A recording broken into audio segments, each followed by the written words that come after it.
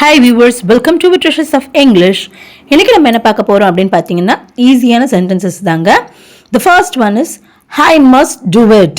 மஸ்ட்னா கண்டிப்பாக, டூனா செய்கிறது, இட்டுன்னா அது, ஹைனா நான். அப்போது ஐ மஸ்ட் டூ இட் அப்படின்னா நான் அதை செய்ய வேண்டும். see you then, சீன்னா பார்க்கறதுங்க, யூன்னா நீ, அதாவது உங்களை அப்படின்னு சொல்லலாம். தென்னா அடுத்து அல்லது பிறகு அப்படின்னு சொல்லலாம்.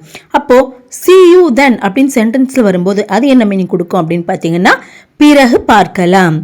I am writing, I amனா நான், ரைட்டிங்னா எழுதிக்கிட்டு இருக்கோம், அதாவது இப்போ ப்ரெசண்ட்டில் எழுதிட்டுருக்கோம் அப்படின்னு அர்த்தம். அப்போ I am writing அப்படின்னா நான் எழுதுகிறேன். டேக் மை பைக், டேக்னா எடுத்துக்கோ அப்படின்னு அர்த்தம். மை பைக் அப்படின்னா என்னுடைய பைக்கு, என்னுடைய வண்டி அப்படின்னு அர்த்தம். அப்போது டேக் மை பைக் அப்படின்றது என்ன மீனிங் கொடுக்கும் அப்படின்னு பார்த்தீங்கன்னா என் பைக்கை எடுத்து கொள்ளுங்கள். ஒய் ஸோ லேட், ஒய்னா ஏன், சோனா அவ்வளவு அல்லது இவ்வளவு அப்படின்னு சொல்லலாம். லேட்னா தாமதம். அப்போது ஒய் ஸோ லேட் அப்படின்னா ஏன் இவ்வளவு தாமதம். நத்திங் எல்ஸ், நத்திங்னா எதுவும் இல்லை அப்படின்னு அர்த்தம். ஹெல்ஸ் அப்படின்னா வேற ஏதாச்சும் அப்படின்னு அர்த்தம். அப்போது நத்திங் ஹெல்ஸ் அப்படின்னா வேறொன்றும் இல்லை.